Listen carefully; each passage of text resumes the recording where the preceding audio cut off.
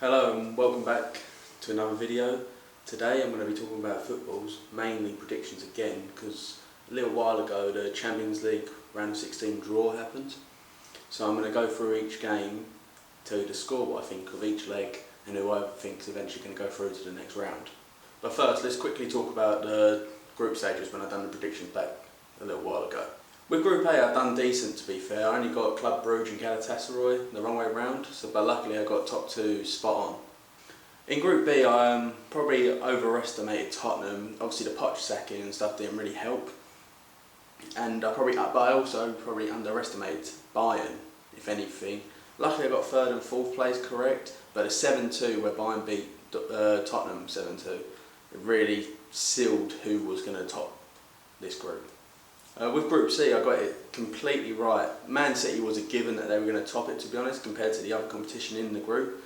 But realistically, Atalanta was probably a bit of a dark horse, but it was very close with all bottom three teams in the end anyway, so I was probably scraped that one correctly. With Group D, again, I got it spot on, with Juventus and Atletico both convincing, with probably Bayern Leverkusen underperformed a little bit really. Another group, with Group E, got 100% right, with obviously Liverpool topping it, who are the current champions, and they've been absolutely outstanding this season as a whole. Napoli could have pulled off an upset, but unfortunately this time they didn't, so luckily I went for them being second instead of first really. Salzburg's probably been the big surprise of the whole tournament really, with them all performing well, and especially Haller, or Haaland, whatever his name is, however you say it, who has now left to Dortmund. Group F, now that's 4 in a row, I've got 100% right. As I said, Dortmund and Inter, they were going to be very close, because I think Barca was going to be quite an obvious one to go through. But it was a lot closer than I thought, with Dortmund only pulling it off with 3 points. So it was closer than I thought it would be. With Group G, I've done quite well considering this is the group of death apparently. With only getting Leipzig and Lyon mixed round.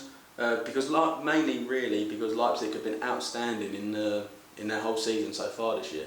Group H, now I got this one horribly wrong, because I predicted Lille third, where really I probably should have predicted them last, because they were the weakest side looking on paper, but I just thought Chelsea would not be able to be this good, but they've been quite well. They're starting to tail off a little bit, because I predicted them to finish bottom, which was very, very silly from me. I underachieved Chelsea so much. But they ended up being second, with Valencia topping it, where I did think Valencia would go through, but in second place. And Ajax, even though getting to the semi-final last year, they've been quite underperforming this year, really, with going out in the group stages.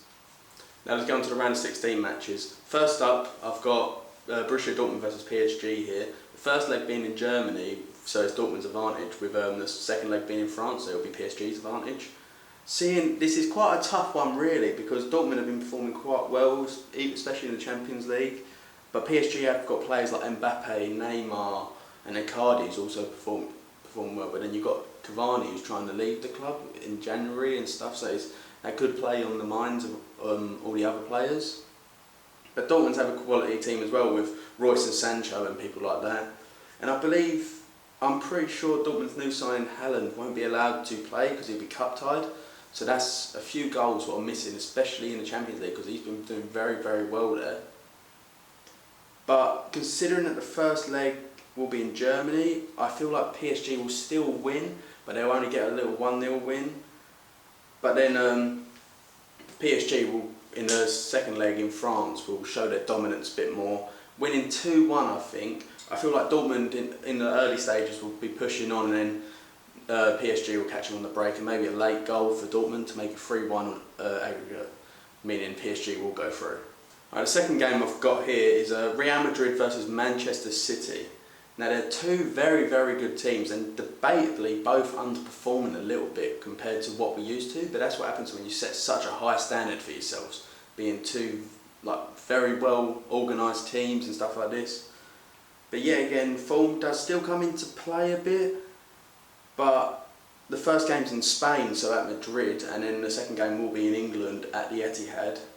And I think both managers are very, very good, especially in the Champions League. Maybe Zidane is probably a lot more better. He's very good at these knockouts rounds and stuff like that. It's where he kind of thrives of stuff. And Pep's, especially with Man City, have underperformed in the Champions League realistically.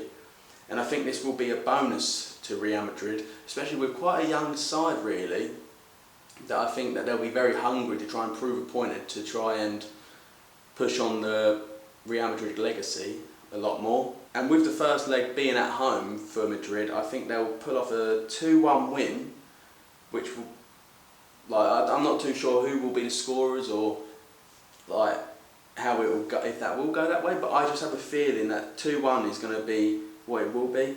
Zidane, I feel like, will make the youngsters feel no pressure and they can go out there and play the free-flowing football. But I think City will end up scoring a goal because they've got a very, very good squad. But then in the second leg, I think that's when Zidane's going to again, not put any pressure on his youngsters, and they're going to just be able to battle through and get a 0-0 really. I think the veterans of the team, like Ramos and Marcelo, and I know he's not really a veteran, but Varane the defence as a whole will probably come in, play a big part in it and keep a clean sheet against this Manchester City side, which is quite a hard task to do. But I just feel like there will not be much pressure and they'll be able to just play free-flowing football. So I think, 2-1 overall in aggregate, knocking Man City out of the Champions League. Another disappointing year for Pep and Manchester City in the Champions League. But I think 2-1 will be the final aggregate score for Real Madrid. Third up, we have the Atalanta versus Valencia game. Really, I think this game is probably the one everyone's least excited for.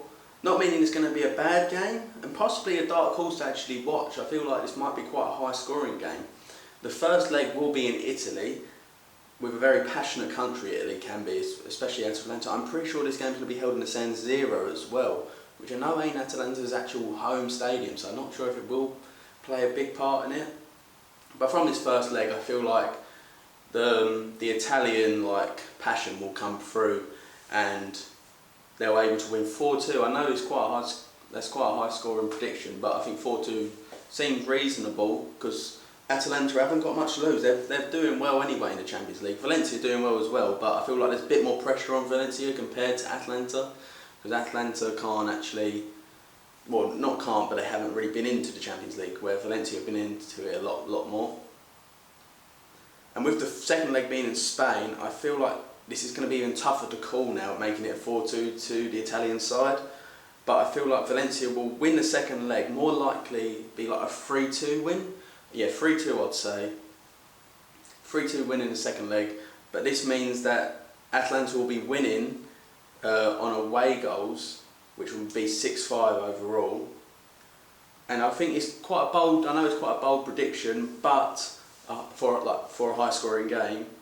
But I guess you got to take these predictions sometimes. This guy would go completely right or go the complete other way and be like a 1-0 boring game or something. But I do think Atalanta will be going through 6-5. Next up, we have the Spanish side, Atletico Madrid versus the current holders of the Champions League, Liverpool. Now, Liverpool have been absolutely outstanding the whole season so far. They're unbeaten in the Premier League, obviously. They've done very well in their group stages in the Champions League as well. And the first leg will be in sunny Spain, which is a big advantage for Atletico. But I just feel like Liverpool, as they're being so dominant, they're just going to continue this domination against Atletico Madrid, because Atletico ain't doing as well as what some people would think they would. I know Sadio Mane's just been injured, so that's a big blow, but they've still got players like Van Dijk, Salah, even Alisson, really, big players who they've still got. They've got a very good team, so I feel like they'll be able to push through. And in the first leg, in Spain, they'll win 1-0, but a dominant 1-0, not so much like a boring 1-0 where they're back defending. I feel like Atletico will try to defend, and then Salah or someone will nick a goal quickly. But then at Anfield, I feel like it's going to be a 2-0 easy win for them, because obviously Madrid will be pushing for it and they'll just catch them on the break a lot more. And I feel like Liverpool will just be quite dominant with a 3-0 win overall on aggregate. Alright, the next round of 16 tie that I'm going to talk about is a repeat of the 2012 Champions League final between Bayern Munich and Chelsea. The first leg will be at Chelsea and the second leg will be at Bayern. And I don't think it's going to be a repeat of the 2012 thing at all. I feel like Bayern will win this. I feel like Chelsea have had quite a good campaign anyway, considering they've not been able to sign anybody for like the summer transfer window anyway. but I just feel like Bayern will just be able to exploit that a little bit with the youngsters playing at Chelsea and stuff like that. I feel like the experience will come into play, and I feel like Frank Lampard's side will get a defeat. But with the first leg being played at Chelsea, I feel like that'll be an advantage for Chelsea. So I feel like it won't be a loss for either team. I feel like it'll be a 1-1 draw, giving Bayern an away goal though. So that's a key point really. But then when it gets back in Germany, I feel like Bayern will win 1-0. Not necessarily a dominant 1-0, but quite a convincing 1-0 that they won't have too much pressure on them because they have the away goal they'll be going for anyway. Chelsea will really have to start pushing for it, and I just feel like Bayern will just catch them on the break and then just be able to defend quite well. Next I've got Lyon versus Juventus here, and even though Lyon have got a few shining players with like Depay and Aura, I'm not too sure how you say that, but I feel like the Italian side will just dominate Lyon quite easily with a squad what is including Ronaldo, who's obviously a big player, but then you've got Dybala, Rabiot, Pjanic, who are very key players to Juventus' system as well. But I feel like Lyon will put a little bit of a battle in the first leg with it being in France, and I feel like they'll only lose 1-0 to Juventus, but then going back to the Turin, I feel like that's going to be a dominant 3-0 win for Juventus, making it 4-0 in aggregate, and Juventus going through. The penultimate game that I'm going to be talking about is Tottenham Hotspur versus the German side Red Bull Leipzig. Now, like I said before, Leipzig have been performing very well, which makes it a very tough call to make, but I feel like Tottenham have been underachieving a little bit really, even if they have got Mourinho. Mourinho is a very good manager, especially in the Champions League, which changes it a little bit. But the first leg will be in the Tottenham Hotspur Stadium. Now, I feel like Leipzig do score a lot of goals, but I think this time they'll try and sit back a little bit, not too much, but they'll nick one, and then Tottenham I feel like will nick one late on, making it a 1-1 draw in the first leg. And then going back to Germany, I feel like they're going to be very observant, the Germans, and they're going to sit back and they're not going to want to go for a goal, where Tottenham will. I feel like the Germans will able to keep them out. Considering they are top, they're doing very well with defending and scoring. Looking at most of their scorelines, they score a lot but concede a little. But this time I feel like it's going to be a bit different. I feel like they're going to obviously not score a lot but concede a little amount as well. Considering it's a very different opposition from the German side with an English side. So I feel like it'll be 1-1 and Leipzig will be going through on away goals. The final round of 16 is tied to predict, and it is the Italians, Napoli, and the Spanish giants, Barcelona. Now, the first leg is held in Naples, with Napoli being the home side and Barcelona being the away team, making the second leg in Barcelona, making them the home side and Napoli the away side. But I feel like Napoli won't be able to take advantage of this, even though they have got players like Mertens and Insigne and a very good defender in Koulibaly. But I just feel like Barcelona will really want to redeem themselves from last year's disappointment, especially going out to Liverpool in the fashion they did. So I feel like they're going to be very ruthless. People like Dembele, Griezmann and definitely Messi are going to be very ruthless against teams like Napoli. I feel like it's quite a decent draw for them. They could have had a lot harder teams to face. So I feel like in both their away leg and their home leg, I think they're both going to be 2-0. So 2-0 in Italy and then 2-0 in Barcelona for Barcelona both games, making it 4-0 overall, meaning Barcelona will go through into the quarterfinals.